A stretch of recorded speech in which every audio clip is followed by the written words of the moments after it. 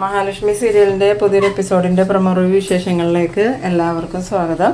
അങ്ങനെ നമ്മളുടെ മേഘനാഥനാണെങ്കിൽ കണ്ണനെയും കൊണ്ട് പോകുന്നുണ്ട്. ഈ സമയത്ത് സാഗറും എല്ലാവരും തടയുന്നുണ്ടെങ്കിലും കണ്ണൻ കുഴപ്പമില്ല എന്ന് തന്നെ പറയുന്നുണ്ട്. പിന്നീട് നമ്മളുടെ മഞ്ജു ആണെങ്കിൽ മഹാലക്ഷ്മിയോട് ചെന്ന് മേഘൻ്റെ കൂടെ കണ്ണൻ പോയ കാര്യം പറയുമ്പോൾ മഹാലക്ഷ്മി മഞ്ജുവിനോട് കണ്ണനെ വിളിക്കാൻ പറഞ്ഞ് കണ്ണനെ മഞ്ജു വിളിക്കുന്ന സമയത്ത് മേഘം കൂടെ ഉള്ളതുകൊണ്ട് കണ്ണനാണെങ്കിൽ കോൾ അറ്റൻഡ് ചെയ്യുന്നില്ല. എന്നിട്ട് നീ എന്താ കണ്ണ കോൾ എടുക്കാത്ത, അവളുമായിട്ട് നീ ലോകത്തിലല്ലേ എന്ന് ചോദിക്കുമ്പോൾ ഞാൻ അവളുമായിട്ട് വലിയ സ്നേഹത്തിലൊന്നും അല്ല, എന്തായാലും നീ എടുക്കടാന്ന് പറയണു. സ്പീക്കർ ഇട്ടിട്ട് സംസാരിക്കാൻ പറയുമ്പോൾ കണ്ണൻ സ്പീക്കർ ഇട്ടിട്ട് മഞ്ജു കോൾ എടുത്തതും എന്താ കണ്ണേട്ടൻ എവിടെയാന്ന് ചോദിക്കുമ്പോൾ നിന്നോട് ഞാൻ പറഞ്ഞിട്ടില്ലേ എൻ്റെ ഫോണിലേക്ക് വിളിക്കരുതെന്നും പറഞ്ഞ് കണ്ണനാണെങ്കിൽ കോള് കട്ട് ചെയ്യുന്നുണ്ട്. ഈ സമയത്ത് മഹാലക്ഷ്മിയൊക്കെ പറയുന്നുണ്ട് എന്താ കണ്ണേട്ടൻ കോള് കട്ട് ചെയ്തതെന്ന് ചോദിക്കുമ്പോൾ അറിയില്ല എടുത്തി, ഏട്ടൻ കാറിൽ പോയിക്കൊണ്ടിരിക്കുകയെന്ന് തോന്നുന്നു സൗണ്ട് കേട്ടിട്ട്. എന്തായാലും സാഗറേട്ടൻ മാർക്കോയെ വിളിച്ച് വിവരം പറഞ്ഞിട്ടുണ്ടെന്ന്. ഈ സമയത്ത് നമ്മളുടെ മേഘനാഥനാണെങ്കിൽ ഒരിടത്ത് വണ്ടി ഒതുക്കി നിർത്തുന്നുണ്ട്. അവിടെ ആണെങ്കിൽ ആളുകളൊന്നുമില്ലാത്ത വിജനമായ സ്ഥലമാണ്. അത് കാണുമ്പോൾ തന്നെ കണ്ണന് ഉള്ളിൽ ഭയങ്കര പേടിയൊക്കെ തോന്നുന്നുണ്ടെങ്കിലും പുറമെ കാണിക്കണില്ല. എന്നിട്ട് വണ്ടി നിർത്തിയതും ഇറങ്ങി കണ്ണാന്ന് പറയുമ്പോൾ ഞാൻ എങ്ങനെ ഇറങ്ങാനാടാന്ന് ചോദിക്കുമ്പോൾ മേഘനാണെങ്കിൽ പോയി വീൽ ചെയർ എടുക്കാനായിട്ട് തുടങ്ങുന്നുണ്ട്. വീൽ ചെയർ എടുക്കുന്ന സമയത്ത് മേഘം മനസ്സിൽ വിചാരിക്കുന്നുണ്ട് നീ ഇന്നും കൂടി ഈ വീൽ ചെയറിൽ നടക്കുള്ളൂ, നാളെ മുതൽ നീ ഈ ലോകത്ത് പോലും ഉണ്ടാവില്ല, ഇന്നത്തോടെ കൂടി നിന്റെ കഥ കഴിയുമെന്നൊക്കെ പറഞ്ഞുകൊണ്ടാണ് വീൽ ചെയർ എടുത്തുകൊണ്ട് തന്നെ. ഇതേ സമയം നമ്മളുടെ സാഗറാണെങ്കിൽ മാർക്കോയെ വീണ്ടും വിളിക്കുന്നുണ്ട്. മാർക്കോയെ വിളിച്ചതും മാർക്കോ ഫോൺ എടുത്തിട്ട് എന്താണ് സാഗർ എന്ന് ചോദിക്കുമ്പം മാർക്കോ നീ എവിടെയാ, നീ കണ്ണൻ സാറിനെ കണ്ടുവെന്ന് ചോദിക്കുന്നു. ആ സമയം മാർക്കോ പറയുന്നുണ്ട് ഇല്ലട സാഗറെ, എന്തായാലും ഇപ്പം തന്നെ ഞാൻ അവരെ കണ്ടെത്തും, ഞാൻ അവർ പോയ റൂട്ടിൽ തന്നെ പോയിക്കൊണ്ടിരിക്കണം, എന്തായാലും ഞാൻ അവരെ കണ്ടിട്ട് വിളിക്കാമെന്ന്. അങ്ങനെ മാർക്കോ ഇവിടെയൊന്നും മേഘൻ്റെ വണ്ടി കാണുന്നില്ലല്ലോ എന്നിങ്ങനെ ആലോചിച്ച് മുന്നോട്ട് പോണ സമയത്ത് വേഗം തന്നെ മേഘൻ്റെ കാർ അവിടെ നിർത്തിയിട്ടേക്കണ കാണുന്നുണ്ട്. ആ സമയത്ത് മാർക്കോ മനസ്സിൽ വിചാരിക്കുന്നുണ്ട് ഈ വിജനമായ സ്ഥലത്ത് ഇവൻ എന്തിനായിരിക്കുമോ കാറ് നിർത്തിയിട്ടിരിക്കുന്നത്, ഇനി കണ്ണൻ സാറിനെ അപായപ്പെടുത്താൻ എന്തെങ്കിലും ആയിരിക്കുമോ എന്ന് വിചാരിച്ച് ഇറങ്ങി വന്ന സമയത്ത് ഈ മേഘനാണെങ്കിൽ കണ്ണനെ വീൽ ചെയറിലിരുത്തി പുറത്തേക്ക് ഇങ്ങനെ മുന്തിക്കൊണ്ട് പോകാണ്. താഴെയാണെങ്കിൽ ഈ ഒത്തിരി ആഴത്തിലുള്ള കൊക്ക പോലത്തെ ഒരു സ്ഥലമാണ്, അങ്ങോട്ട് തള്ളിയിടാന്നുള്ളൊരു കണക്കൂട്ടലിലാണ് ഈ മേഘൻ നിൽക്കുന്നത് തന്നെ.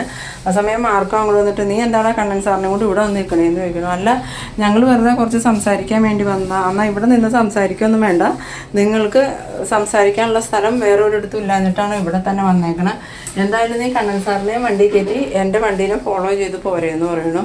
ഇതേസമയം നമ്മളുടെ മഹാലക്ഷ്മി ആണെങ്കിൽ മാർക്കോയുടെ ഫോണിലേക്ക് ഇങ്ങനെ വിളിച്ചുകൊണ്ടേ ഇരിക്കുന്നുണ്ട്.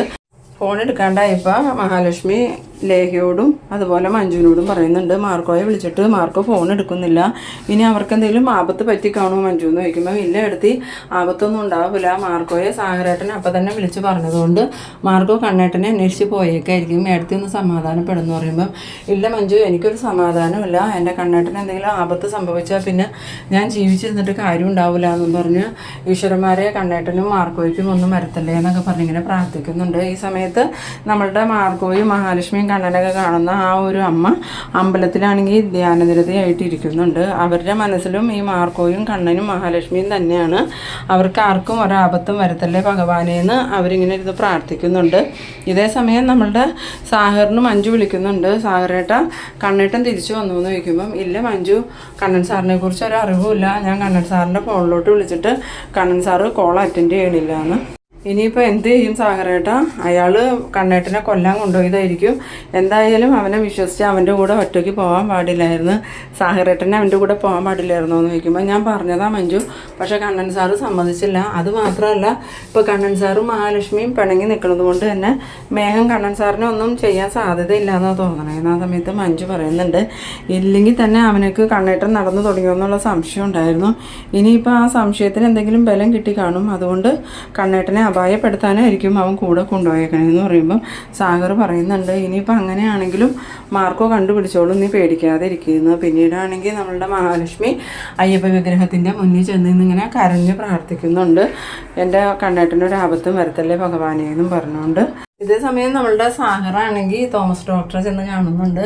തോമസ് ഡോക്ടർ എന്താ സാഗറെന്ന് ചോദിക്കുമ്പം അതെ സാറേ, കണ്ണൻ സാറ് ആ മേഘൻ്റെ കൂടെ പോയിട്ട് ഒരു വിവരമില്ല, വിളിച്ചിട്ട് ഫോൺ എടുക്കുന്നുമില്ല, ഇനി കണ്ണൻ സാറിന് എന്തെങ്കിലും ആപത്ത് പറ്റി കാണുമെന്ന്. ആ സമയത്ത് തോമസ് ഡോക്ടർ പറയുന്നുണ്ട് അത് വിശ്വസിക്കാൻ പറ്റില്ല, അവൻ ചതിയന, അവനിനി കണ്ണൻ നടന്നു തുടങ്ങിയെന്ന് മനസ്സിലായോ എന്ന് അറിയില്ല, അങ്ങനെയാണെങ്കിൽ നമ്മൾ സൂക്ഷിക്കണം, എന്തായാലും കണ്ണൻ അവൻ്റെ കൂടെ പോയതേ മണ്ടത്തരായി പോയി, അവൻ ചതിയനാന്നറിയില്ലേ, എന്നിട്ടും കണ്ണൻ എന്തിനാ പോയെന്ന് ചോദിക്കുന്ന സമയത്ത് സാഗർ പറയുന്നുണ്ട് ഇപ്പം മഹാലക്ഷ്മിയും കണ്ണൻ സാറും തെറ്റി നിൽക്കാന്നുള്ള ധാരണയിൽ കണ്ണൻ സാറിനെ അവൻ ഉപദ്രവിക്കുകയൊന്നുമില്ല എന്നാണ് തോന്നണേന്ന് പറയുമ്പോൾ അതൊന്നും പറയാൻ പറ്റില്ല സാഗറെ, അത്രയ്ക്കും നീച ജന്മങ്ങളാണ് അവരെന്ന്. അതേസമയം നമ്മളുടെ മഹാലക്ഷ്മി ആണെങ്കിൽ കരച്ചിലോട് കരച്ചിലാണ്.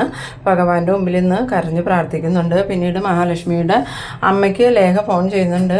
അമ്മ ഫോൺ എടുത്തതും അമ്മ ഞാനാ വിളിക്കുന്നത്, അമ്മ കണ്ണേട്ടന് വേണ്ടി ഒന്ന് പ്രാർത്ഥിക്കണം, കണ്ണേട്ടൻ മേഘൻ്റെ കൂടെ എവിടെ പോയേക്കാന്ന്. അത് കേട്ടതും മോഹിനി ചോദിക്കുന്നുണ്ട്, എന്താ മോളെ ഞാൻ ഈ കേൾക്കണേ, എന്തിനാ കണ്ണമ്മ മേഘൻ്റെ കൂടെ പോയെന്ന് ചോദിക്കുമ്പോൾ അതൊന്നും അറിയില്ല അമ്മേ, എന്തായാലും കണ്ണേട്ടനെ വിളിച്ചിട്ട് ഫോൺ എടുക്കണില്ല, അമ്മ നന്നായിട്ടൊന്ന് പ്രാർത്ഥിച്ചോ കണ്ണേട്ടനൊരു ആപത്തും വരാതിരിക്കാമെന്ന്. അങ്ങനെ മോഹിനി വേഗം തന്നെ പറയുന്നുണ്ട്, ഞാൻ എന്തായാലും അമ്പലത്തിൽ പോയി പ്രാർത്ഥിച്ചിട്ട് വരാം മോളെ എന്നും പറഞ്ഞ് വേഗം റെഡിയായി അമ്പലത്തിലേക്ക് പോകുന്നുണ്ട്. ഈ സമയത്ത് പ്രതാപൻ്റെ അമ്മ ചോദിക്കുന്നുണ്ട്, നീ എന്താടി ഒരുങ്ങിക്കെട്ടി ഈ നേരത്തെ അമ്പലത്തിലേക്ക് പോകണേന്ന് ചോദിക്കുമ്പം അമ്പലത്തിൽ പോണേ എന്തിനാ അമ്മയെ പ്രാർത്ഥിക്കാനല്ലേ, ഞാനൊന്ന് പ്രാർത്ഥിച്ചിട്ട് വരാമെന്നും പറഞ്ഞ് വേഗം തന്നെ മോഹിനി പോകുന്നുണ്ട്. പിന്നീട് കാണിക്കുന്നത് നമ്മളുടെ അമ്പലത്തിൽ മഹാലക്ഷ്മിയൊക്കെ കാണുന്ന ഒരമ്മ ഇങ്ങനെ പ്രാർത്ഥിച്ച് നിൽക്കുന്ന സമയത്ത് മോഹിനിയും ആ അമ്മയുടെ അടുത്ത് ചെന്നിരുന്ന് ഇങ്ങനെ സങ്കടത്തോടുകൂടി പ്രാർത്ഥിക്കുന്നുണ്ട്. പെട്ടെന്ന് അമ്മ തിരിഞ്ഞു നോക്കിയതും മോഹിനിയെ കാണുന്നുണ്ട്.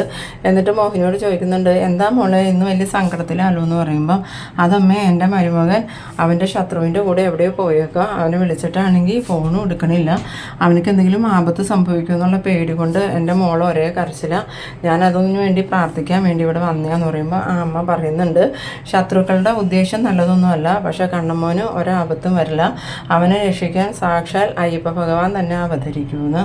ആ സമയം മോഹിനി പറയുന്നുണ്ട്, നേരാണോ അമ്മേ, കണ്ണന് ഒരാപത്തും കൂടാതെ തിരിച്ചു വരില്ലെന്ന് ചോദിക്കുമ്പോൾ മോള് ധൈര്യമായിട്ട് പോയിക്കോ, ഒരാപത്തും വരാതെ കണ്ണമ്മോൻ തിരിച്ചു വരുമെന്ന് പറയണം.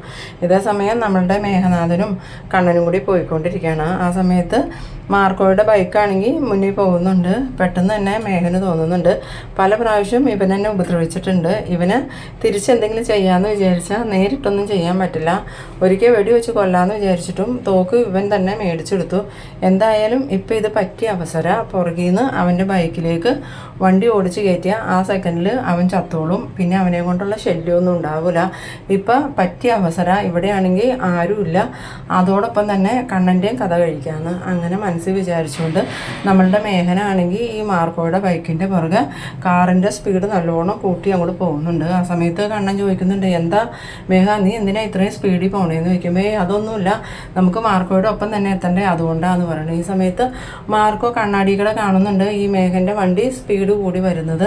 ആ സമയത്ത് മാർക്കോ മനസ്സിൽ വിചാരിക്കുന്നുണ്ട്, ഇവൻ എന്തിനാ ഇപ്പം ഇത്രയും സ്പീഡിൽ വരുന്നത്, ഇനി ഇവൻ എന്നെ ഇടിക്കാനെങ്ങാനും വന്യായിരിക്കുമോ എന്ന് ഇങ്ങനെ മനസ്സിൽ വിചാരിക്കുന്നുണ്ട്. ഈ സമയത്താണെങ്കിൽ കണ്ണന് നല്ല പേടിയാവുന്നുണ്ട്. കണ്ണൻ പറയുന്നുണ്ട്, മേഘ നീ കുറച്ച് പതിയെ പോകുമെന്ന് പറയുമ്പം കണ്ണൻ എന്തിനാ ഇങ്ങനെ പേടിക്കൊന്നും വേണ്ട, ഇത്രയും സ്പീഡിൽ പോയെന്ന് വിചാരിച്ച് ഒരു കുഴപ്പമില്ല.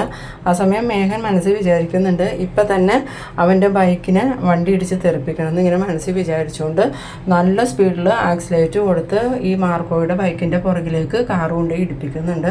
കാർ ഇടിച്ചതും കണ്ണനാണെങ്കിൽ മാർക്കോ എന്നും പറഞ്ഞുകൊണ്ട് കരയുന്നുണ്ട്. ഈ സമയത്ത് മാർക്കോ കാർ ഇടിച്ച പാടെ ബൈക്കിൽ നിന്ന് തെറിച്ച് നിലത്തേക്ക് വീഴുന്നുണ്ട്. നിലത്ത് വീണ മാർക്കോ തലയിടിച്ച് ബോധമില്ലാണ്ട് കിടക്കുന്ന സമയത്ത് കണ്ണനക്കാണെങ്കിൽ എന്ത് ചെയ്യണമെന്ന് അറിയില്ല. കണ്ണനെ എഴുന്നേറ്റ് നടക്കുന്ന വിവരം മേഘന അറിയില്ലല്ലോ, അതുകൊണ്ട് തന്നെ ആദ്യം കണ്ണൻ വിചാരിക്കുന്നുണ്ട് എഴുന്നേറ്റ് നടക്കുന്ന വിവരം മേഘന അറിയില്ലാത്തതുകൊണ്ട് താൻ ഇറങ്ങി ചെന്നാൽ കുഴപ്പമാവുമല്ലോ എന്ന്. പിന്നീട് ഈ കണ്ണൻ വിചാരിക്കുന്നുണ്ട് മേഘം കണ്ടാലും കുഴപ്പമില്ല, എന്തായാലും മാർക്കോയുടെ ജീവൻ രക്ഷിച്ചേ പറ്റുമെന്നും പറഞ്ഞ് കണ്ണൻ വേഗം തന്നെ സീറ്റ് ബെൽറ്റൊക്കെ ഊരി പുറത്തേക്ക് ഇറങ്ങി വരുന്നുണ്ട്. ഈ ഒരു കാഴ്ച കണ്ടതും മേഘം മനസ്സിൽ വിചാരിക്കുന്നുണ്ട്, ഈ ഒരു കാഴ്ച കാണാൻ വേണ്ടിയിട്ട് തന്നെയാടാ ഞാനിപ്പോൾ ഇങ്ങനെയൊക്കെ ചെയ്തത്, എന്തായാലും നീ എൻ്റെ മുന്നിൽ തന്നെ എഴുന്നേറ്റ് നടന്നല്ലോ.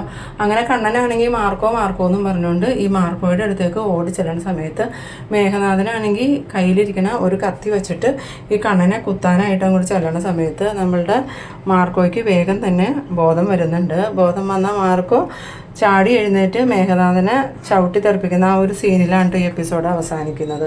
അപ്പോൾ നിങ്ങളെൻ്റെ വീഡിയോ ആദ്യമായി കാണുന്നവരാണെങ്കിൽ ചാനലൊന്ന് സബ്സ്ക്രൈബ് ചെയ്യാനും ഇഷ്ടമായാൽ ലൈക്ക് ചെയ്യാനും ഷെയർ ചെയ്യാനും മറക്കരുത്. അപ്പോൾ ഇതുപോലെ ഇൻട്രസ്റ്റിംഗ് ആയിട്ടുള്ള അടുത്തൊരു എപ്പിസോഡുമായി നമുക്ക് വീണ്ടും കാണാം. അതുവരേക്കും ബൈ.